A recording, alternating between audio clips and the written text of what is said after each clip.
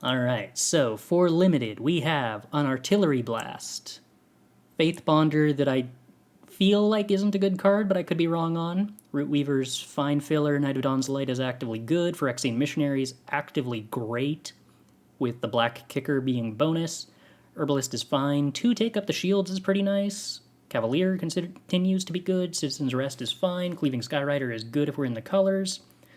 Coalition Sky Knight I don't know how to feel about, but probably can't be horrible. Griffin Protectors, probably fine, but not actively good. Argivian Phalanx. Phalanx. Evaluating this in sealed is going to be tricky to me when you can't build around it, but probably generally fine. And then Leyline Binding, which I guess in sealed it's like O-Ring at worst. Not O-Ring, it's like Cast Out at worst, which is probably still just fine playable. 3 copies of Shore Up, Timely Interference, a Coral Colony, 2 Essence Scatters. Impede Momentum is probably fine. Tide Turner's probably okay. Haughty Jin's probably fine at best. No, maybe fine at worst. Sometimes better than fine. 3 mana, 2/3 flyer. Tellurian Geyser, I bet, is a pretty good magic card. Vidalian Mindsinger, presumably we can splash for and it'll be solid. Turtle seems medium. Like a pretty bad medium, not a pretty good medium. Phalanx ends up being 4 mana, 4/4. If you're curving out 2-drop into 3-drop creature, you're generally happy. If I had 2 Argivian Cavaliers, I'd be more inclined to think that was the case. And then Frostfist Strider and Silver Scrutiny, both actively pretty excellent. Our black is basically no black. Extinguish the Light's probably fine. Phyrexian Rager's probably fine. Like, better than fine. Just actively solid commons. Splatter Goblin's probably totally fine. In red we have Smash to Dust. I wouldn't mind main decking. I don't think. Flowstone Kavu's probably filler. Keldon Strike Team's card I like. Hurler Cyclops is a card I think is fine. Maria's Outrider is nice. Molten Monstrosity is probably medium. In a bad way. Gaia's Might, probably actively decent. Bite Down, actively decent. Colossal Growth, not terrible. Badger, always good. Deathbloom Gardener, probably always good. Hydromancer, probably always fine to good. It's weird to me that I'm now realizing like how my language, how the nuance between like what is bad and what is good. Medium means kind of leaning bad. Fine means pretty good. I think you'll find other players practicing for the qualifier mostly in best of 3. Is this not best of 3? I just joined the first one that said sealed. Now that you open your best of 1 pool, are you moving to best of 3 after building this one? Probably not. No. Magneoth Sentry, I love. Moss Beard Ancient, it's probably fine. Sten's probably not bad. I mean, in this name's creature, it's probably just a good card, right? Tura Kenorid Sky Knight. Whenever you cast an instant or sorcery spell, create a 1/1 white soldier creature token. Flying 3/3. That's respectable. And Ellis is pretty reasonable. Some off-color lands that don't do anything for me. And a Defender Tutor. Oh, no, here's a blue-white land. I think blue-white looked the most appealing.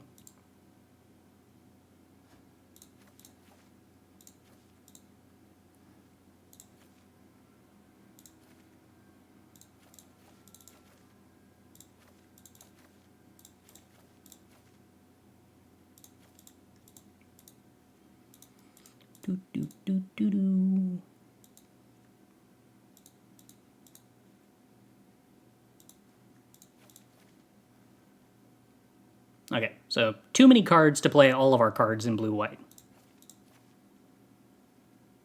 It's useful to know.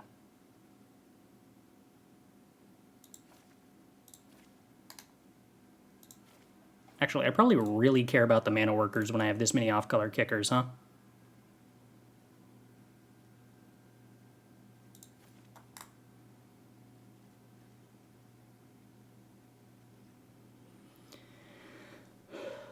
Probably have to keep the Sky Knight and the Protector because our curve is so medium.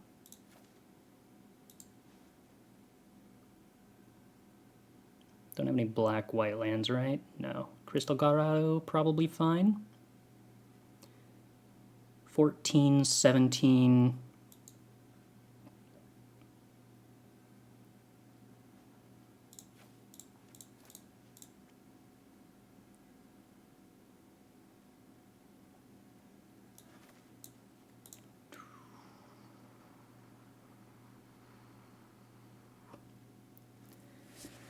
Oh. Play a white-green land for Mindsinger? Yeah, we could. As far as domain goes, we have what other payoffs? Artillery Blast. Leyline Binding. Yeah, that probably rewards a single Radiant Grove at least.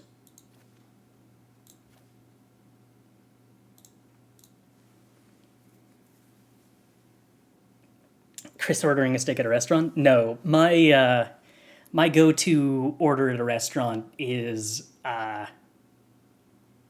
however the chef wants it. I will take it as rare as they will serve it, or something along those lines. I always worry that that sounds like an asshole, but I just mean that, like, I'm comfortable with whatever. And it's weird to say as rare as they will cook it, because then you sound like the asshole who doesn't want them to cook it. And I want them to cook it. I just, like, however they think. You just have to, like, clarify. You actually mean, yes, I will absolutely eat steak tartare if that's what you want to serve me. Go for it. I trust myself into your hands.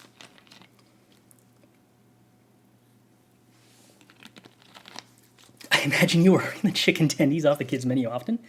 Ooh. I don't hate chicken tenders, but, like, I am maximum adventurous when it comes to eating. The thing that I tend to order on most menus is, wow, I have no idea what that is, but a chef put it on a menu. I have to try that. Whatever comes out, I will be interested in trying. And it served me well. I like new things, and very rarely am I ever disappointed.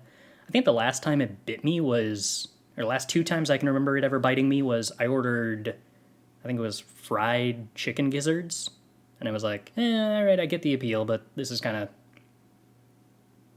bland and the texture isn't super interesting.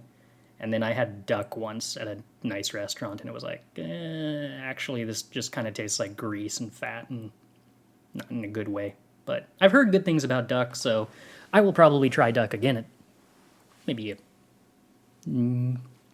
really fancy restaurant. It was on a cruise, which, like, kind of mass produces food. Usually the food on cruises is really nice, but sometimes it can be more hit or miss. Escargot is amazing, yes. Oh, God. I've never had bad escargot in my life. Every escargot I've ever gotten. Absolutely stellar. We need to figure out, like, 6 cuts for this. So, Shore Up, Timely Interference. Do we think Timely Interference is better or worse than Shore Up as far as combat tricks go? Bearing in mind that we have Haughty Jean and Tura to reward us for playing Instance.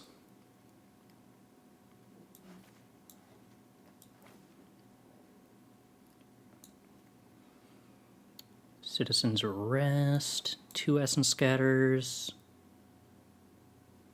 2 take up the shields, Artillery Blast. So we have a lot of 2-drop creatures right now.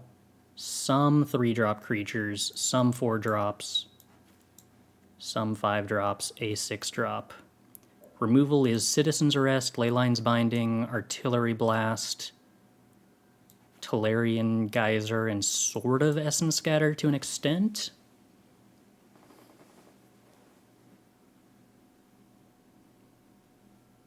Shore Up's more versatile than Timely Interference. Yeah. Timely Interference tripping, to me, is kind of interesting with Haughty Jin, but I guess it also actually synergizes with Vodalian Mindsinger, doesn't it? You can Timely Interference something and then play Vodalian Mindsinger.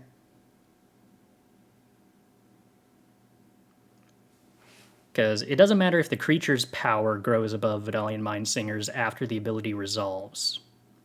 It just has to be higher on resolution of the ability and when you're targeting with the ability.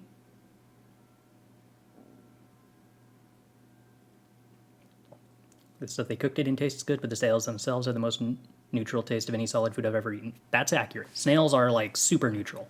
They're like lobster in that they have almost no flavor of their own, and they are entirely a texture-based delivery mechanism for butter and garlic. And then the question is just, do you dig the texture or not? Because the flavor is going to be good. It's going to be butter and garlic and nothing else. In a similar way, having like stuffed mushrooms is basically the same experience. Do you like the texture of mushrooms? Is that interesting to you? Cool. Here's mushrooms that taste like butter and garlic. Snails are basically just like bread or popcorn. I would describe bread and popcorn as having a little more of their own flavor, and butter and mushrooms as having a little more of their own flavor, relative to escargot and lobster are like super neutral. Actually like mushrooms. But did you dislike the escargot? Or were you just surprised because it was basically butter and garlic? Because if you're expecting escargot to be something super weird and out there and unfamiliar, anytime you have food and you have some kind of an expectation and what you eat is super far off what you're expecting, regardless of how good the food tastes, your brain is going to have a moment where this is actually like a psychological thing. It will immediately tell you, oh wow, something's wrong. Stop. Don't eat this, don't like this. Because your brain is programmed to say, if I have an expectation for how something should taste, and it does not taste like that, it is spoiled or rancid, something's wrong, stop, take a minute, think about this. It's slamming the brakes on it. So if you go in expecting escargot to be weird, and you get something that's just garlic and butter, your brain is going to have that response. That comes up with cocktails a lot, actually, I've found. That, like, if you read an ingredient list and it says something like honey or a specific type of flour, and you strongly expect the drink to be defined by that flavor, and then what you actually get is something completely different because that's just, like, the bitters or something, like, a very small part of the flavor that just adds to the complexity, you can get that response of, wait, whoa, no, wrong, something is weird.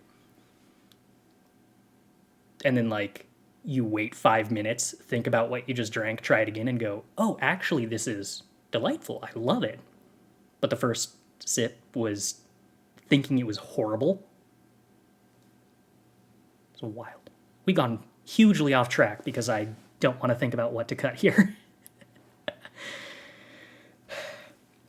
How good do we think this card is with Death Touch, gaining life, and draining the opponent? Because my assumption is this is really strong and probably worth splashing off 4 black sources, but maybe not.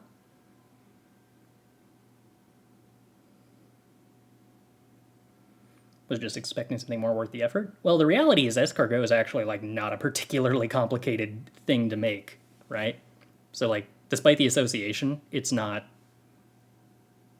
hyper labor intensive. It just has a very particular looking dish that it gets served in. And to us, it feels like something you go out of your way to find. But like, I don't know. Much like stuffed mushrooms at an Applebee's, it's a fine appetizer to order anywhere that has it. And it's just like, yeah, it's there. we want an appetizer. And this is like one of the default French appetizers. The other mechanism you can have for ordering your appetizer butter and garlic is perhaps bread, or both.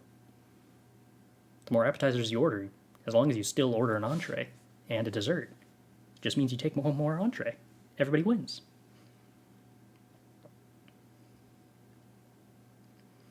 It's a great card, but not sure it's worth the cost of splashing, and we would be more excited if we had better fixing. That's kind of where I'm at on it.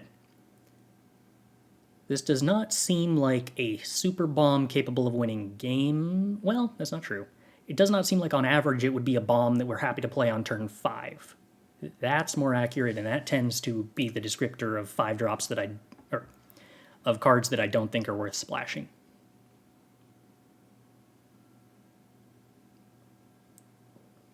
Remember this conversation next time I go to a restaurant with snails on the menu? Yeah, go for it. Be more adventurous while eating. Being adventurous with food is like literally one of the biggest joys of my life. Absolutely love food. Love traveling. Love trying new things. Absolutely delightful. Because of Death Touch, I think you're always happy to draw it. Right, but it's not a question of are you happy to play it in the late game. It's a question of if this is stuck in your opening hand, making every turn from turns 1 through 6 worse because it was in your hand instead of a card that you could have cast on curve. Is the impact powerful enough that you are happy, that it feels worthwhile that it was stuck in your hand, taking up a draw, because you still got rewarded for it? And for a 2-drop that you're splashing, it is in many ways essentially the same downside as a 6-drop that you couldn't cast until turn 6. So apart from a part-time wizard, you can ask what your profession is. The other part of my time is also a wizard. I work at a card store in Vancouver, Washington, mostly doing inventory management on singles and pricing them. And occasionally working retail, helping out customers and running tournaments, but less frequently that recently.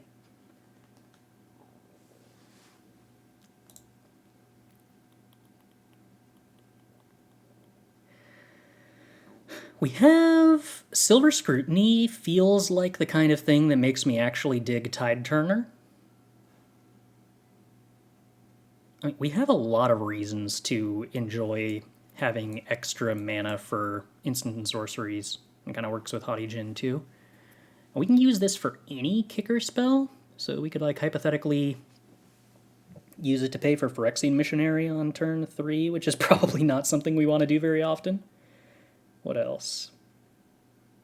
Well, pay for kicking Vidalian Mindsinger actually could be useful. Especially if Crystal Grotto is how we're getting around to kicking it for red. Or Salvage Mana Worker. Okay, that actually is an interaction that's moderately useful. Does part-timing as a wizard in multiple places add up to being a full-time wizard?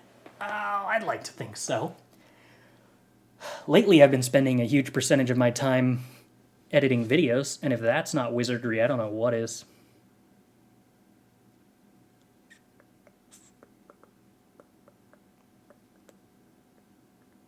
Do we have enough removal to cut Citizen's Arrest? Not really. Do we think Citizen's Arrest is considerably better in Sealed than in Draft? Or not? So that's 7 2-drops. It is a lot of 2-drops. We do not necessarily need this many 2-drops. And of those, I suppose Samite Herbalist is probably the worst. Then we're down to 6 2-drop creatures, which is probably where I wouldn't mind being in Limited. 5 3-drops is fine. We could probably cut some. Really, we have way more instants and sorceries than is typical.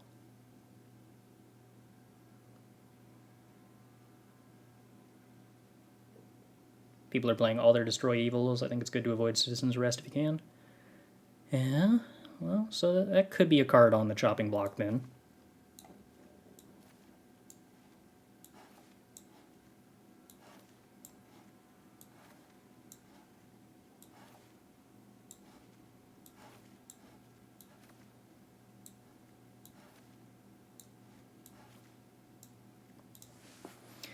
How do we feel about Coalition Sky Knight and Griffin Protector? Because my default is to say that both of these cards are hyper medium in a not great way. But also, like, we do need top end. Cutting the Essence Scatter is not proactive. I think Essence Scatters are pretty reasonable in general, and I like them a lot more with Haughty Djinn and Turd-Kennerud. Like, this is not a proactive deck, necessarily. Already have 2 Drakes. We think the Drakes are better than these 2. It's not like we're going wide, necessarily. So the Griffin Protector isn't great. Yeah, we could just cut him. Could just cut him.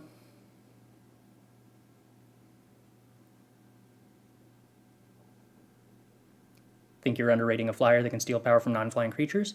In a way, I'm not, because I do like Coalition Sky Knight as a way to like take a 4-power creature and punch through in the air. But I will note, I've got like Phalanx. It's nearly my only creature with more than 2 power. I guess Night of Dawn's Light in a sense.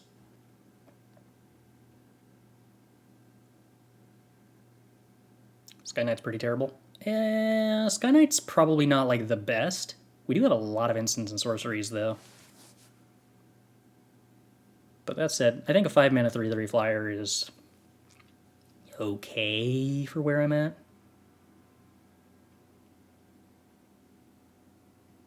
Oh, the Coalition Sky Knight. Okay, yeah.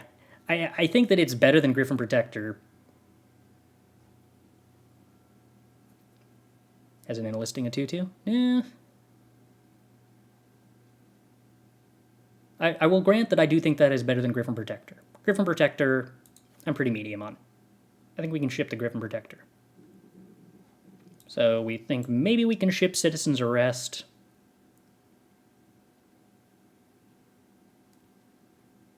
I don't really want to cut any of the 2-drops that we have. Sten naming creatures is pretty interesting. That works fairly well with Phalanx. It's pretty awkward that Sten naming creatures gives us only Sky Knight as the next turn 3 play, which isn't particularly good. But I suppose we can go 3-drop plus 2-drop. Do I really need all the 1/3s? Well, Salvaged Mana Workers...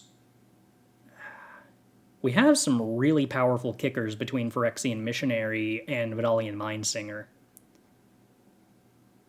So hypothetically we don't, but I kind of feel like it's solid. Card type on creature? What? Card type other than creature or land? Oh, I thought that only said land. This isn't very good then. Why did they print this card?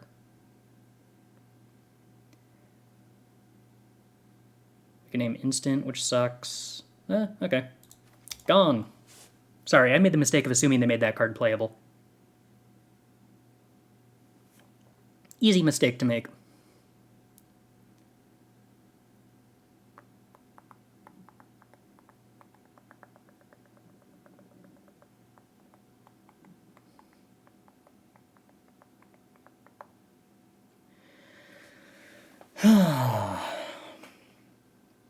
Okay, so where do we think from there? Oh, and even if we named instant, it wouldn't discount Silver Scrutiny. Ugh. I can't believe my hopes got so high and then so thoroughly dashed. Constructed tempo-ish creature, but you can't even name creature, so how's it tempo-y? Mana Workers and Tide Turners are sus. I'm pretty big on the Mana Workers. Tide Turner I would normally be medium on, but, like, it plays into the Haughty Djinn Turd-Kennerud plan, and also casts bigger Silver Scrutinies, which is cool. I like bigger Silver Scrutinies. Get rid of the counters. Don't we think that Essence Scatter is just, like, actively very good and limited? Sealed in particular?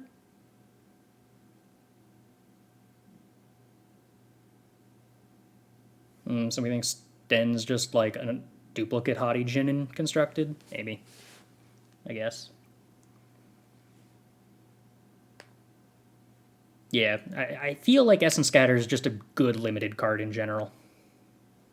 I do not think that I would cut it. Unless by counters we mean take up the shield, and I also don't think I would cut those. Any payoffs for interference? Haughty Jin and Vidalian Mindsinger, in the sense that those are payoffs, and Tura Kennerid. So, 3, sort of.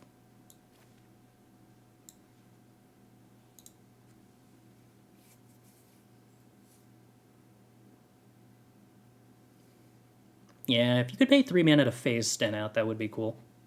I'd get behind that.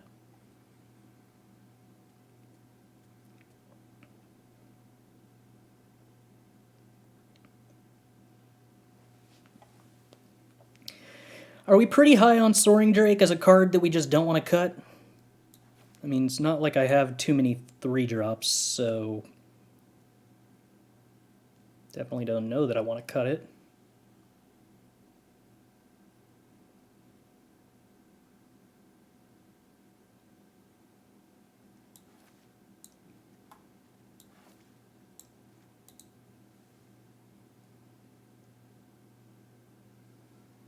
Drake's pretty good? Okay. We think Drake is better than Tura or Coalition Sky Knight? Or Haughty Jin? Let's make no mistakes, we have a lot of flyers. I have to think it's worse than Haughty Jin. But I'm also assuming we mean, like, of the common and uncommon flyers.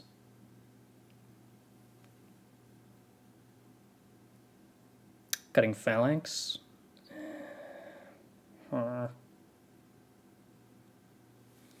feel like A44 offers us a stat line to gum up the ground that nothing else here does. I do think Drake's probably better than Sky Knight, yeah.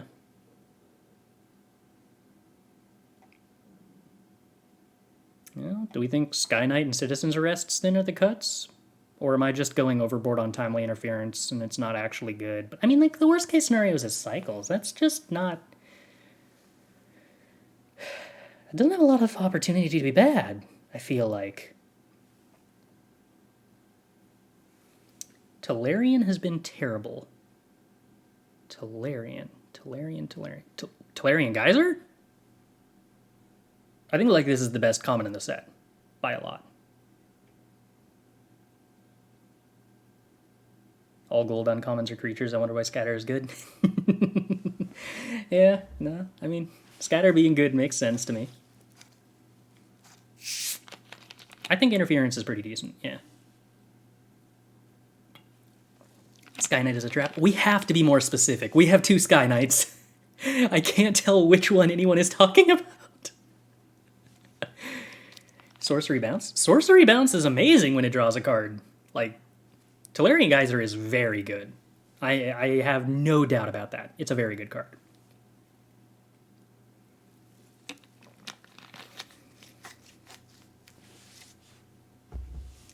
I think there is no deck playing more than 5 sources of blue where you ever do not play every Tolarian Geyser you have.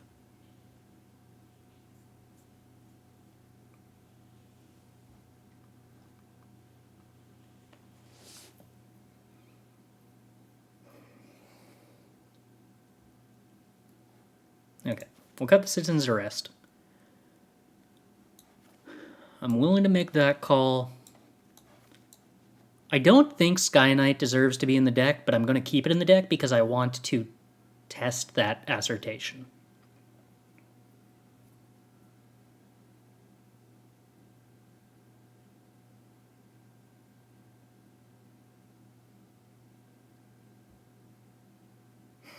The existence of Silver Scrutiny gives us a reason to bias towards lower cost spells.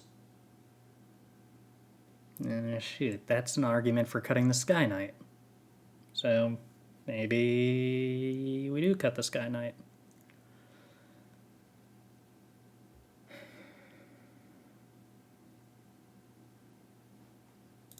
Yeah, I don't know. I can't come up with any way to say that Sky Knight isn't the most medium card in the deck at this point.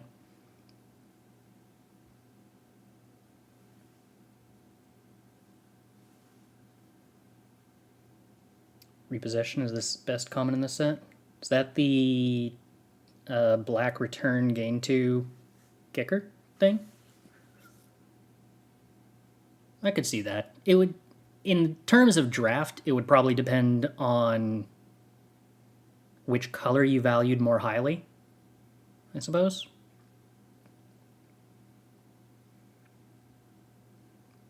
Urborg being 2 colors is probably... Well, I guess you don't have to kick it is the idea, right?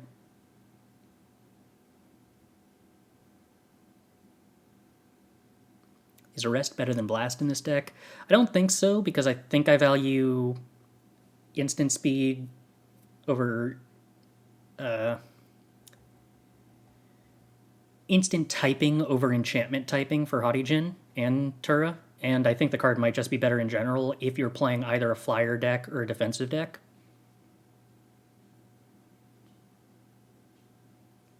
Double white could also be tough. Maybe. I mean, we have 8 white sources, so double white isn't necessarily a huge problem, and it's not like we're playing it on curve either.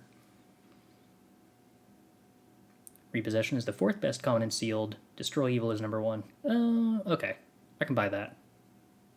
Oh, right, and the 2x mana workers. So what are 2 and 3?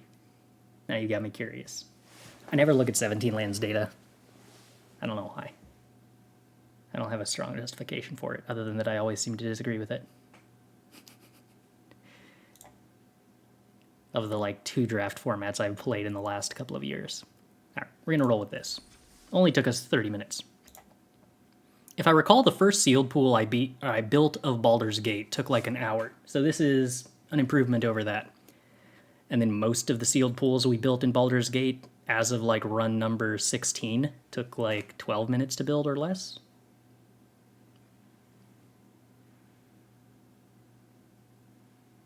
Repossession is lower stats because it also gets played in decks that can have a hard time kicking it. Yeah, I suppose... Shadow Prophecy. Really? Interesting. Extinguish the Light actually really surprises me. I wouldn't have placed a 4-mana removal spell that highly. Huh.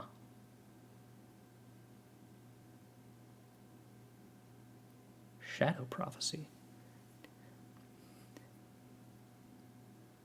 I'm assuming that means people are tending to build very, greedy, multicolored piles. Tried your counterspell deck today, and while it worked fine against mid-range, I still need to improve countering against aggro. Yeah, so a bunch of the counterspell deck, talking about, I'm assuming the Grixis counterspell deck in Standard, is Spell Pierce and Negates that are designed to be played against the decks that play a lot of impactful non-creature stuff, and also with the assumption that there are not a ton of aggro decks in the format, really.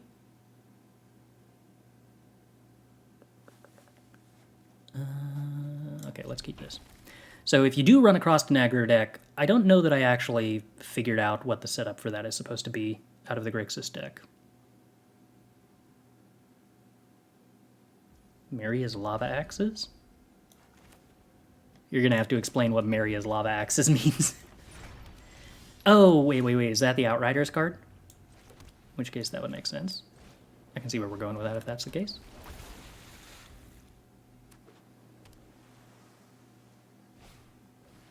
Loam Speaker?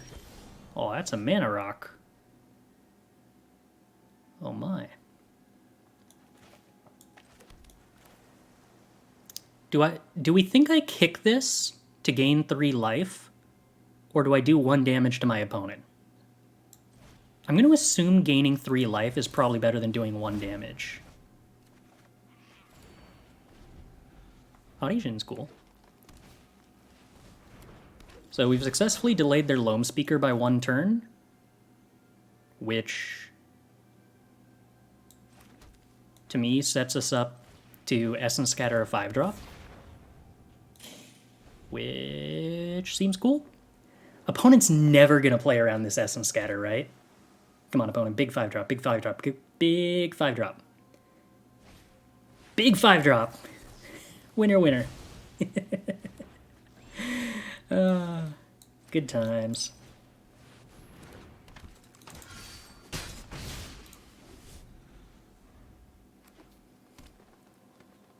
Watch him play a big 6-drop next. Oh, Harijin! Hello, my friend. Fancy meeting you here, on the other side of the same board. Oh, it's sad. Okay. Disappointing. Let's see how it be, though.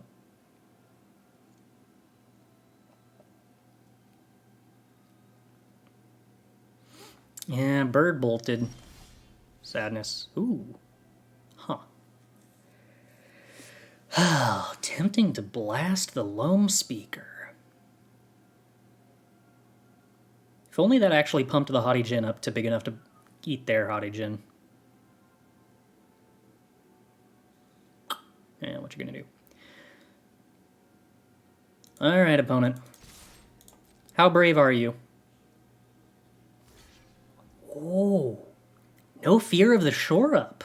Wow, okay. Deal.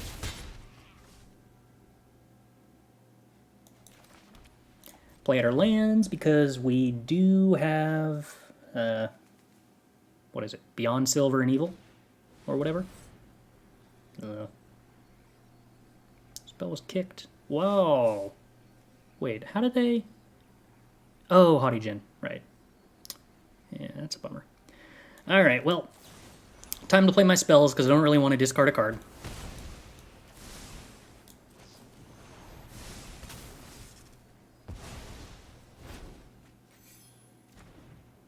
Opponent has a lot of cards, man.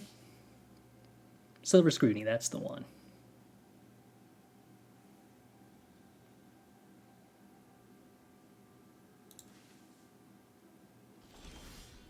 Ooh, okay. I did take out the shield.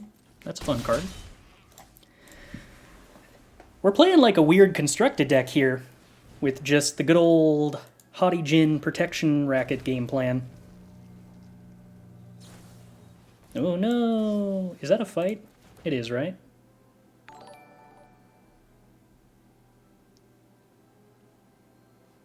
I about to like blow out 2-for-1 them here?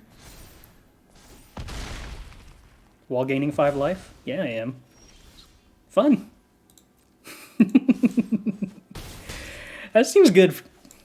That seems good to me. What you got, opponent? I got 7 power in the air. My hand's on the table.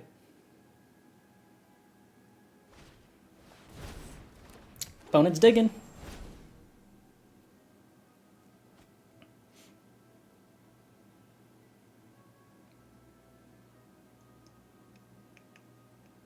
Probably a 3-for-1 if you count the Renewed Faith.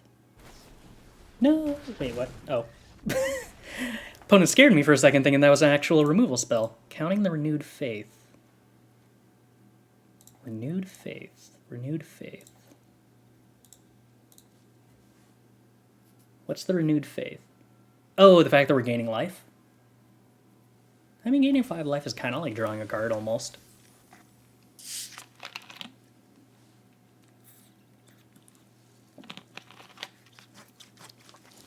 Almost. I mean, I'd usually pay 6 life to draw a card, because I have, you know, standards. But sometimes life is cool.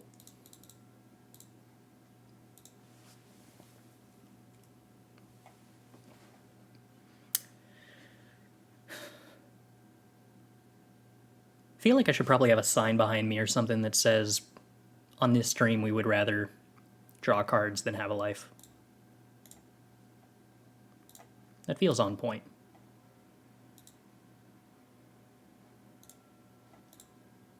When you gain 5 life, you get to pay 5 more life. That's true.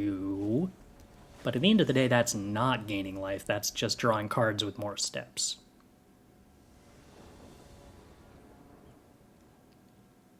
And this seems pretty bad, but it's limited, so don't mulligan. Just draw creatures. Easy. I do wish I could timely interference targeting no creatures, but what you gonna do? Essence Scatter's probably good eventually. I don't necessarily want to use it early. If my opponent plays most 2-drops, I'd rather Timely Interference them. Nothing, says the opponent. Ooh, more Take Up the Shields. We are ready to protect the heck out of the first creature we find.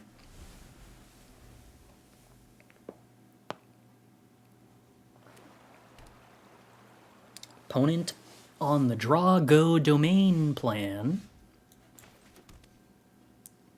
We are on a similar plan to them. There's an event this weekend that is an Arena Qualifier that is all sealed. Yes, Florious Vine Wall. Deal, opponent. Your Vine Wall resolves.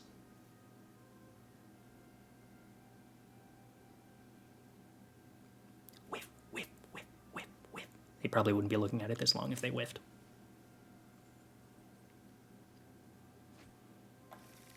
A land. I'm moderately upset that they have domain. Doesn't seem like that should be legal and sealed, but oh well. Ooh. Frostfist Strider. That's a card with ward. But on the other hand, my opponent's been leaving up Essence Scatter literally every game of this, or literally every turn of this game. So we're not going to jam the Frostfist Strider. That seems wrong.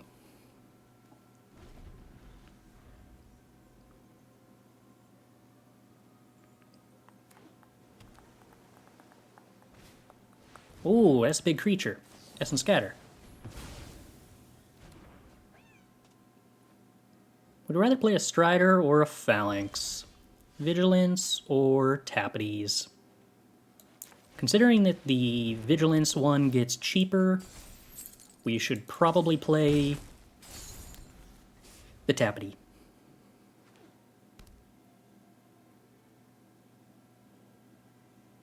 Alright, opponent. You have domain. What do you do with it?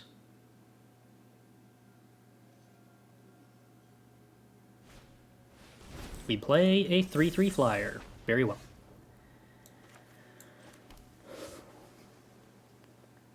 So if I play Tide Turner, this costs 3, and then I don't get to hold up Take Up the Shield. That doesn't sound too exciting. Swing for 4. I expect my opponent doesn't block.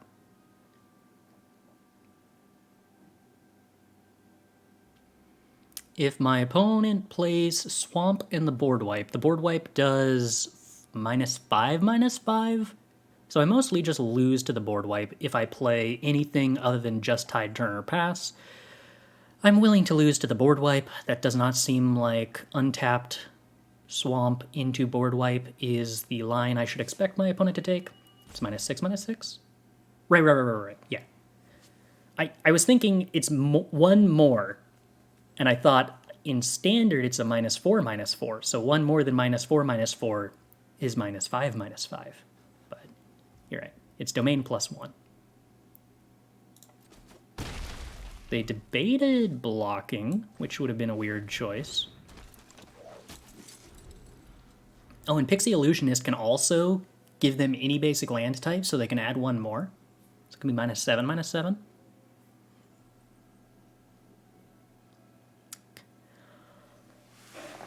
It's the part where they find out that they added purple to the game and it's in the code. Even if it isn't in the actual game yet.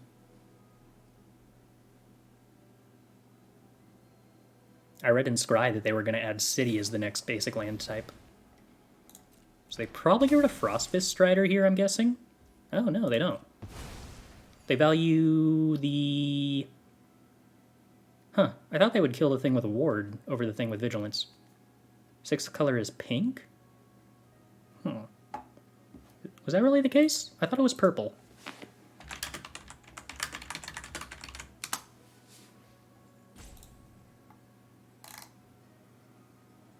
Oh, shoot, my joke was wrong. It wasn't Scry, it was Inquest. Oh no.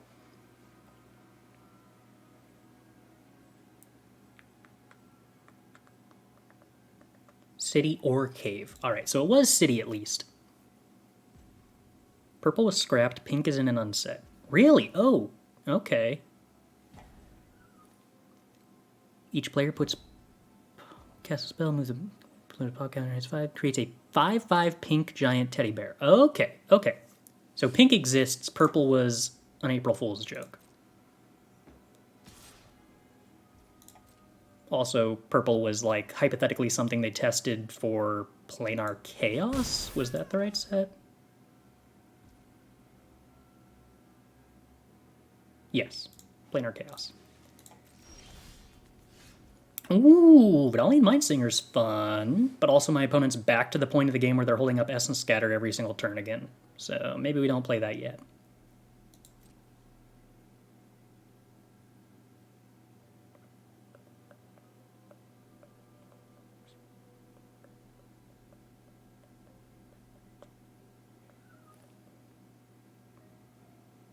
I don't think Scry still exists, no.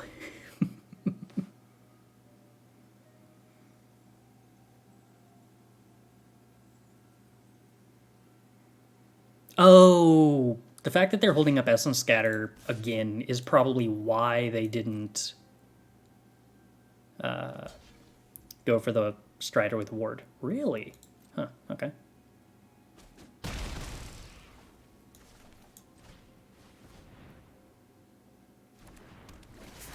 Boink.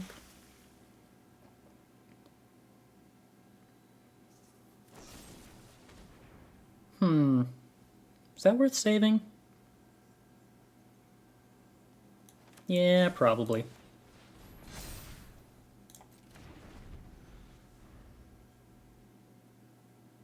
I think using up these take up the shields is better than not using up these take up the shields.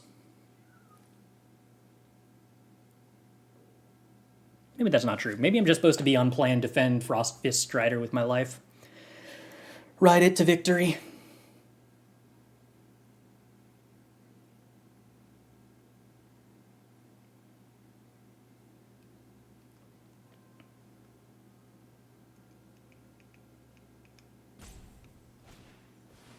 Turtle? Okay. They are desperate to not tap out of Essence Scatter. Golly, that's an inconvenience.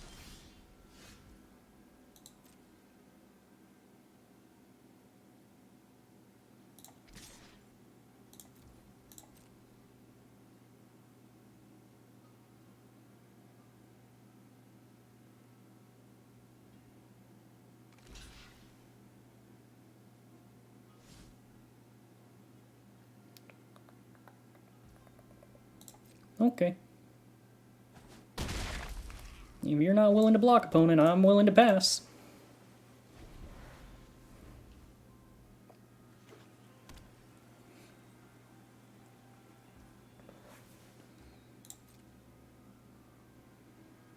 The fact that they weren't willing to double block there tells me they don't have negate, because if they did, I have to imagine that they would be very comfortable with the block. Implies that what they do have is in fact an Essence Scatter.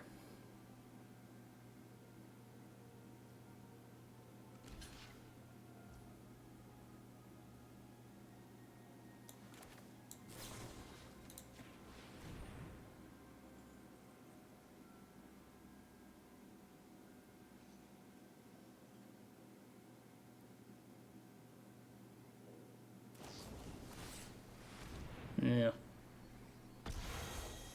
And they still leaving up. Oh, no. They're not leaving up Essence Scatter because they have to pay for this. Delightful. Okay. Oh, they didn't have enough to. Oh, no, opponent. Oh, no. They didn't have enough to actually kill it. Oh, dear. Okay. Well, let's kick this. What are we stealing here? Do we think stealing the Illusionist or the Turtle is better? Considering our Frost Fist is now a 5/5 permanently, I think we just steal the Illusionist. Oh, maybe I should have gotten rid of the Turtle because the Vidalian Mindsinger attacks as a 4/4? I don't know. Herd migration. Never mind. We're not attacking on the ground. So it's a good thing we stole the flyers.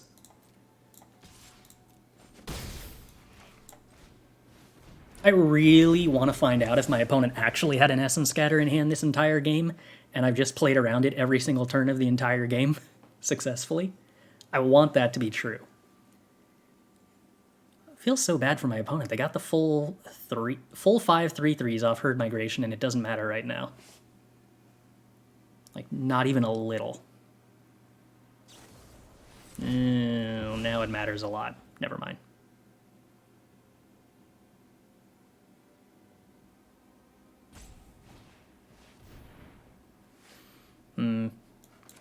Yeah, I do not think we let them scry 5.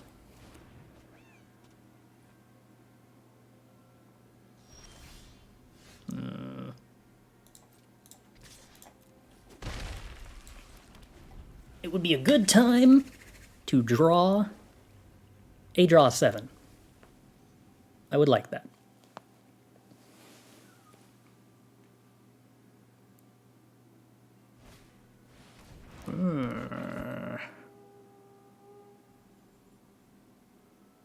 I'm beginning to understand why the opponent wanted to be in domain. Jeez. Okay, well. So let's draw Haughty Djinn first. Land is a problem.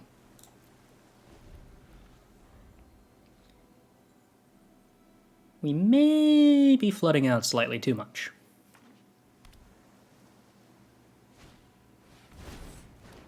Rude. Okay. Opponent drawing approximately 5 cards this turn, or the equivalent to it. Probably the equivalent to more like 6 or 7 cards. That's an issue.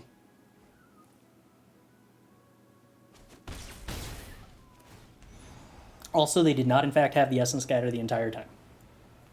They just accidentally held up 2 mana every single turn of the game by coincidence. That does make me look silly. Oh, okay. Alright. Well. If we'd played the Vidalian Mindsinger earlier, we might have had a chance to win that game, considering the life total they ended at. I guess I did make decisions that possibly lost me that game. I kind of just thought that we were in such an absolutely commanding position that I could take things slow and wouldn't be punished for it.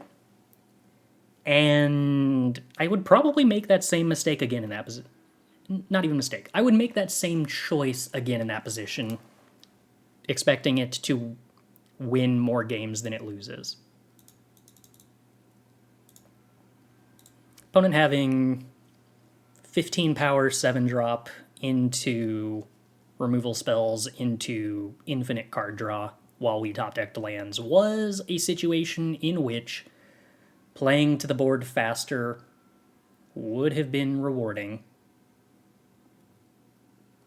But that's a pretty atypical, unlikely series of exact things to happen.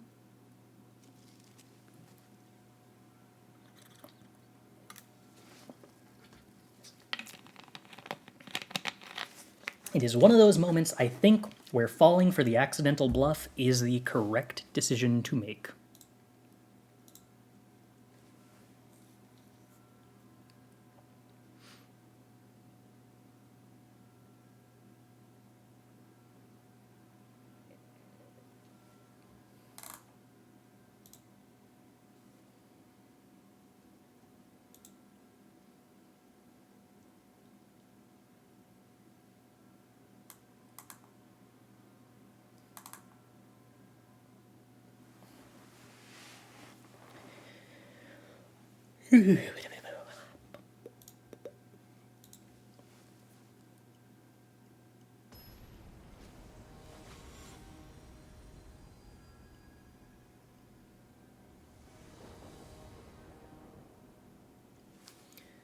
Alrighty, here we have a 2-drop into a 3-drop, which sounds good to me.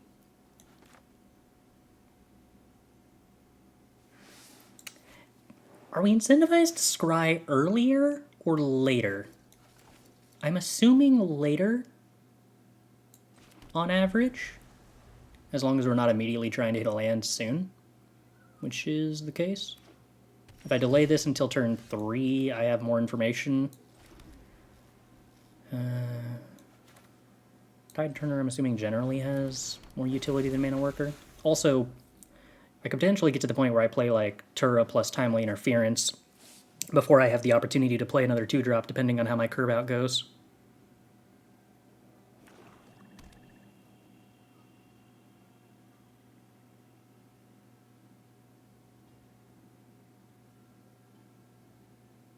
I guess if we wind up getting the Tide Turner removed by a turn 2 removal spell, that's worse for me than if I had played the Mana Worker and gotten the Mana Worker removed. I kind of feel like it's unlikely that the opponent would use a removal spell on our first 2-drop, though.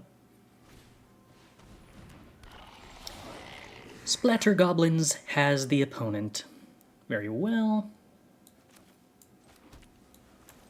We will play a Soaring Drake. We will hold on to the Tide Turner, because if the opponent does decide to attack with the Splatter Goblin, expecting that it will get to kill the Tide Turner, we actually get to get a 0-for-1 with Timely Interference.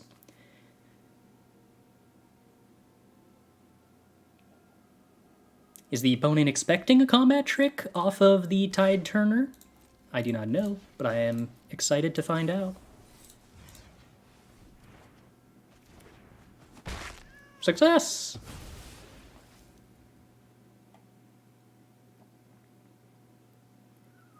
Timely Interference, extremely mana efficient card positive removal spell. Twould seem. Choking Miasma. Wow. How did that...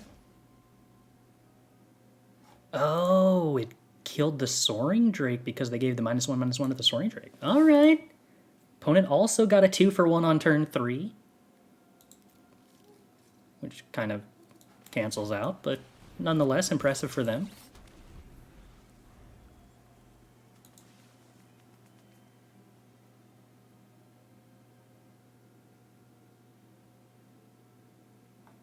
Choking Miasma seems like a pretty good Magic card in Limited. Oh, okay. That's a moderately concerning Bomb Mythic. I feel like I should be nervous about that. So we get back Splatter Goblin.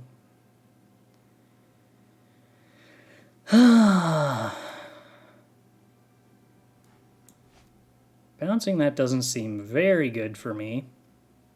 Not... Yeah, I feel like I'm supposed to trade damage for the time being. So I think I have to develop Tura Kennerid and the next turn plays Frostfist Strider.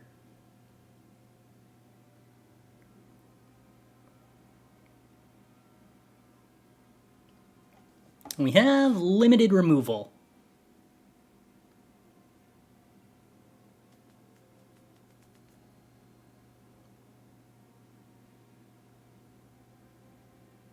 So this is gonna be tricky-ish.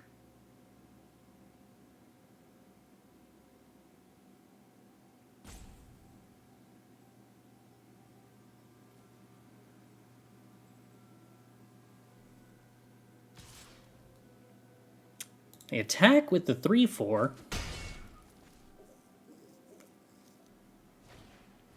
Oh, that's concerning. Now tapping it with the Frostfist Strider doesn't accomplish nearly as much.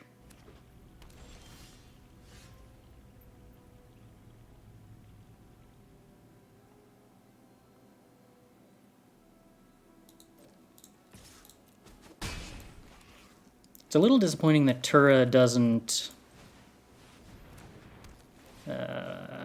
make flyers. That would be better here.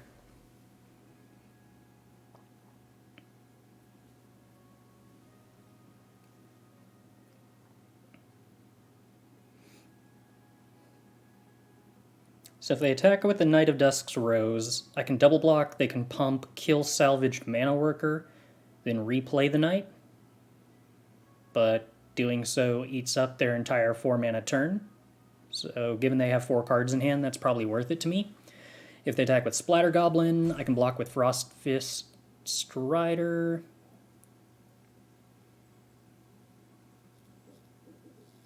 Too little to no downside. Unless they have a combat trick. But in which case, such is life.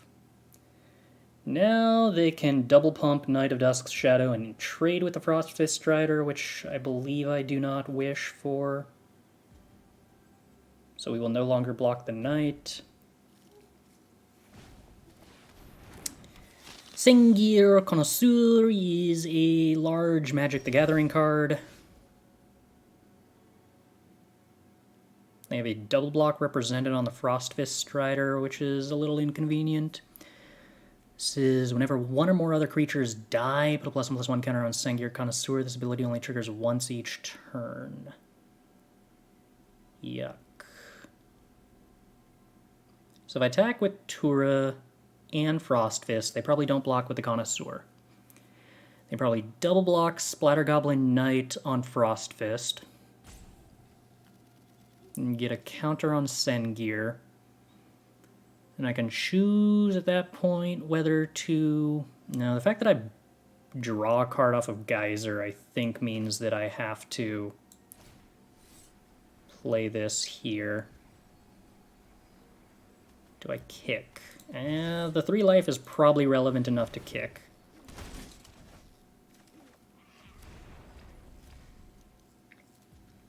Not with Knight of Dusk's Shadow being a card that does things. Good to know. Bad idea. Was actually kind of relevant too, because specifically... Oh no, Leyline Binding casts off 3 mana. Do I have anything in my deck that would have punished me for spending extra mana? No. I had nothing in my deck. Oh, I had Phyrexian Missionary? Yeah, Phyrexian Missionary punished me for spending 1 more mana.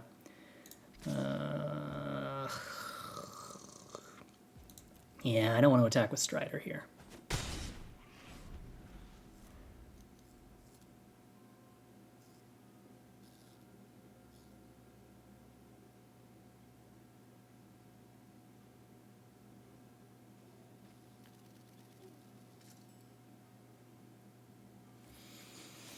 I do have good draws, but we need to draw them.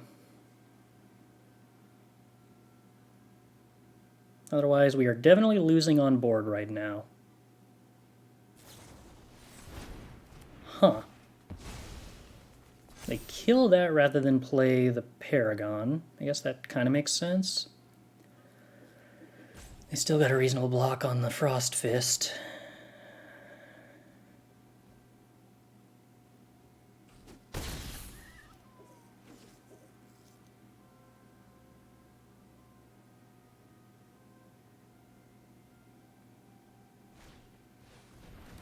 Yuck. I mean, take up the shield is decent.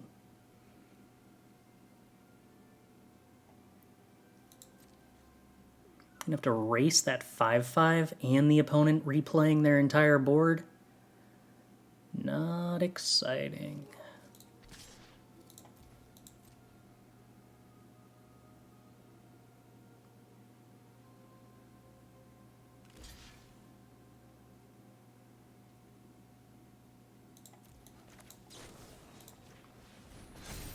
Gain a little life, lose the 1/1. No gaining life. Still, that's bad.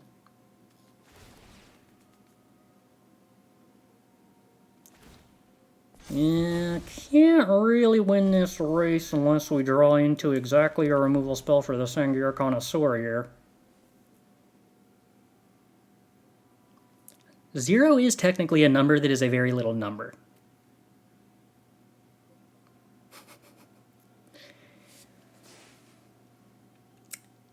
That is true.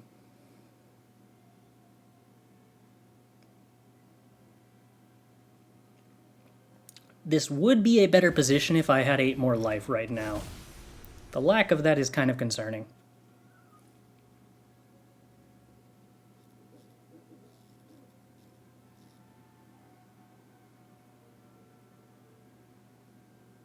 I do not like that my opponent has significantly more card advantage than me, and I'm flooding more than them. Both of those things at once is a little much.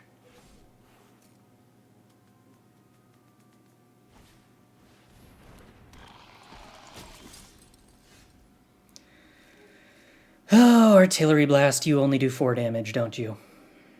Which means Even if I kill the Sarah Paragon, I die to the Sengir Connoisseur regardless. Oh, that's mean. Okay, well, womp womp.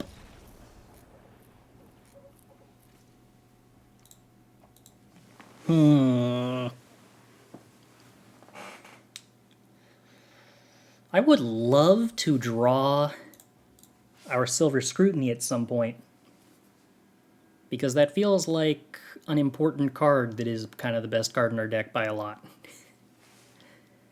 I feel like it would make some of these games closer.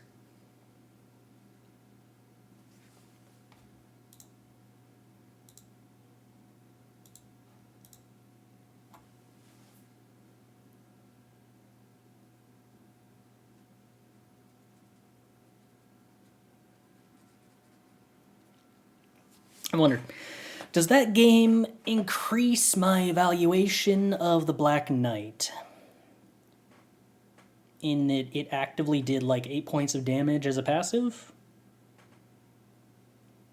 I suppose that's probably likely to come up against most decks that have white.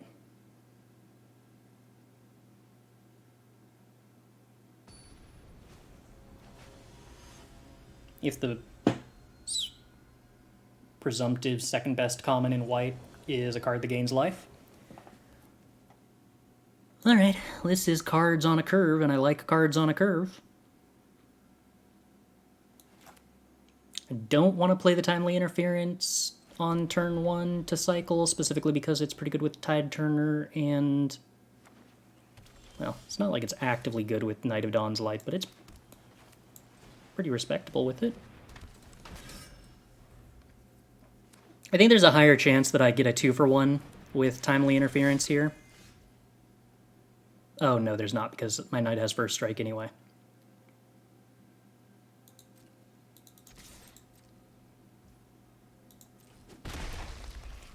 Boink. Would I rather play Tide Turner or Mana Worker? I probably would have rather have played Crystal Grotto. Yeah, we'll play Tide Turner over Mana Worker here, because it lets me double pump Knight while holding up Timely Interference, if that's an option.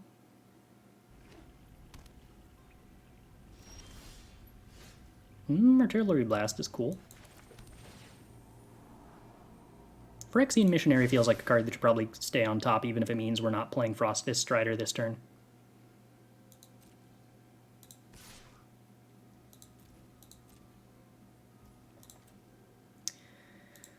Activate the Knight, because I have the extra mana too. Hypothetically, I'm not holding up Blast here, but I think I can Sorcery Speed Blast without too much penalty. Oh, can we kick this? I suppose we could have with the Grotto.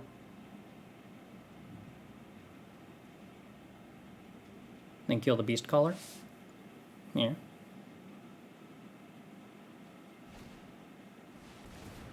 Could have kicked it off Mana Worker. Oh, right, because the Tide Turner also. Yeah.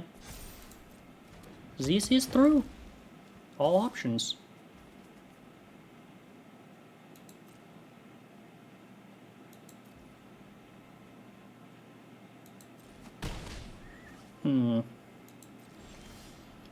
Magnagoth's a little harder to answer. So we're just going to have to kill the Beast Caller, I think.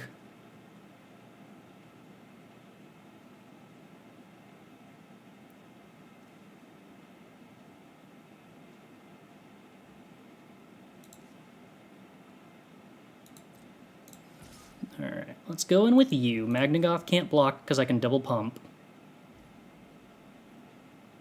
Then do I single pump? Yes.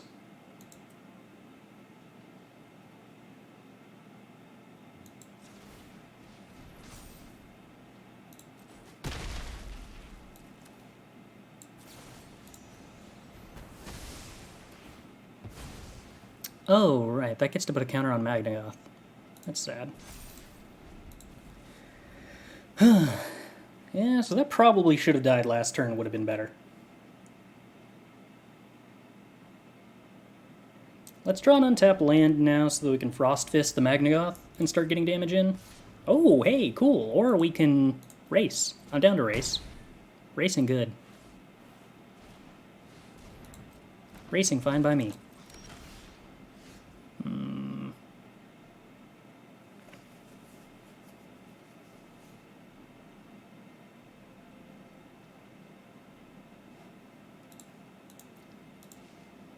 Talus Lookout is an annoyingly good way to shut off my ability to attack with 1/3s. And also punish my failure to find creatures that I can play.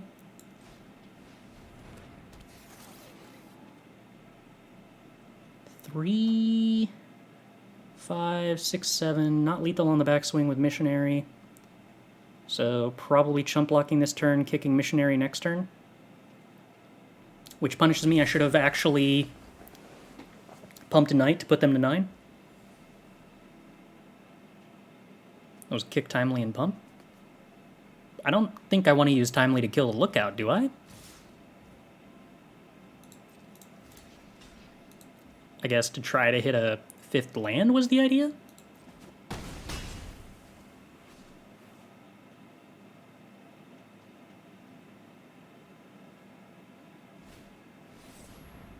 Yeah.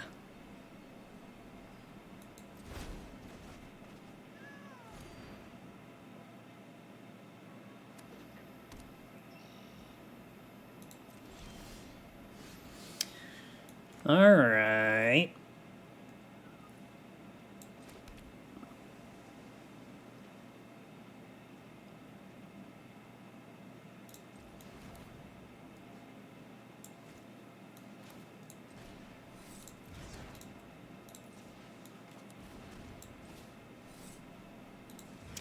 So kick the Missionary, get back Mana Worker.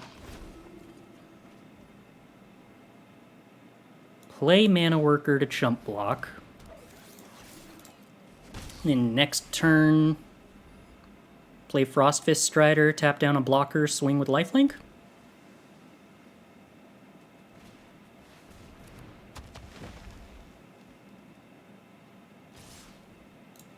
Oh, Nimata punishes chump blocks in a pretty annoying way, huh? Yuck.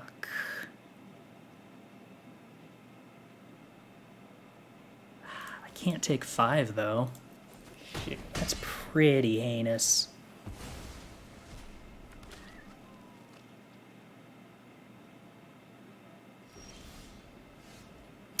Yeah, I think this is all spiraling out of control because of not killing the Beast Caller on the turn that I had the capacity to and missed.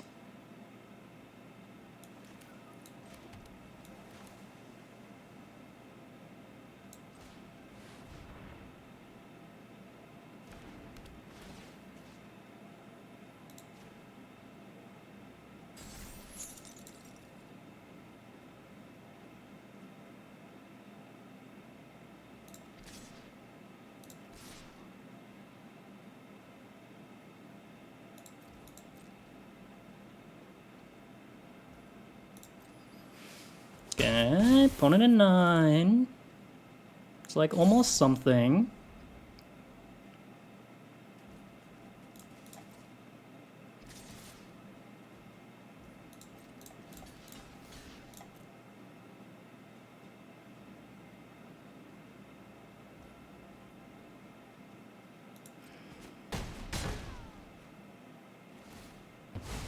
At some point I'm wondering if I'm supposed to, like, throw out this Timely Interference just to cycle it, rather than trying to get value?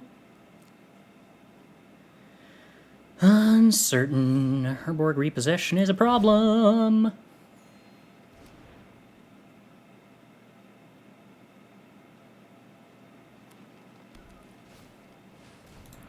Four is a problem. Not having any cards that do anything is a problem.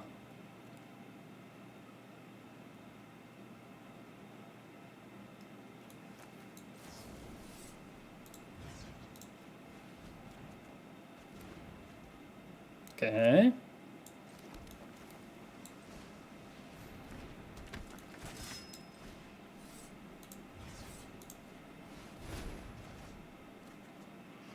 Okay.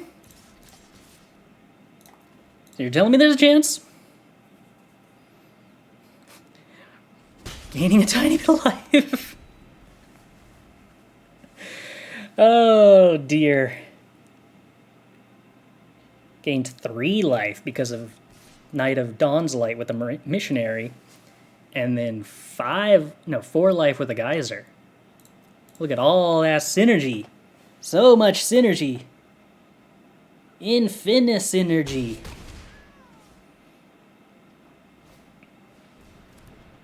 Now we just need to beat the opponent still having like a billion cards and better creatures and more of the better creatures. Oh dear.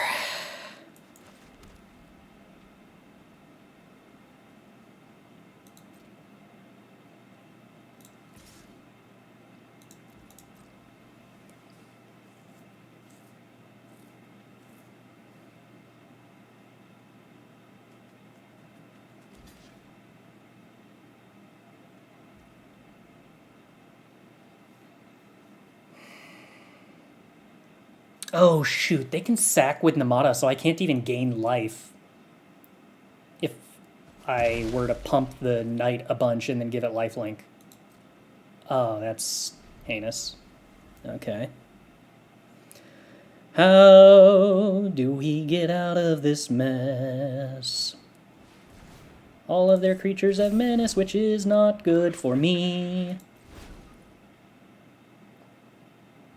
In fact, I'm willing to believe that it's probably actively bad, because I can only block a single creature and only gain up to 4 life, and that's lethal on its own, no matter how I block.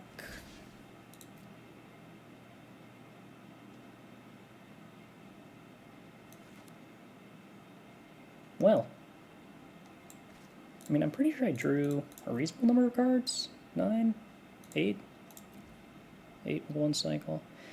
So we flooded out a tiny bit relative to average, but not really too much. Mostly the problem is that this deck had so many 2-drops that if we didn't get out to a decent tempo lead... Oh, if they don't do anything, though... Wait, isn't this... I go to 0. Cool, 0. Good number. Yeah. So if any game where we didn't get off to a tempo lead, we kind of just got stomped by the card quality not being there, which we didn't really have the capacity to fix in blue-white.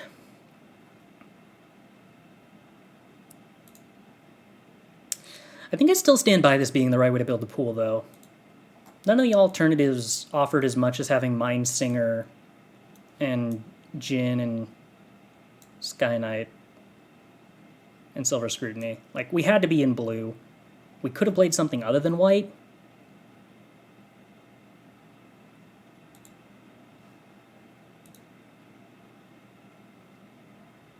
Green? Maybe?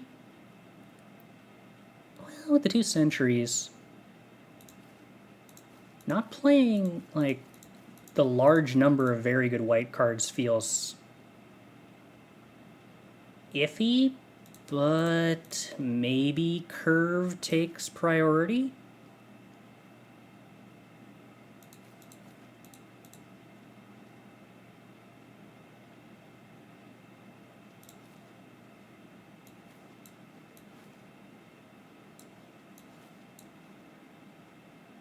Yeah, maybe this was better.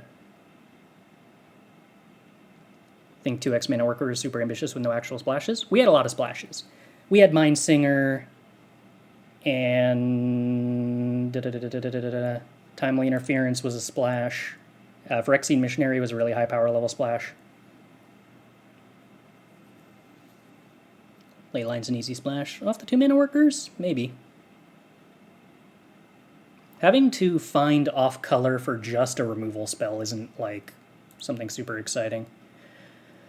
But maybe this deck actually having top end and more of a curve was better than white's better interaction.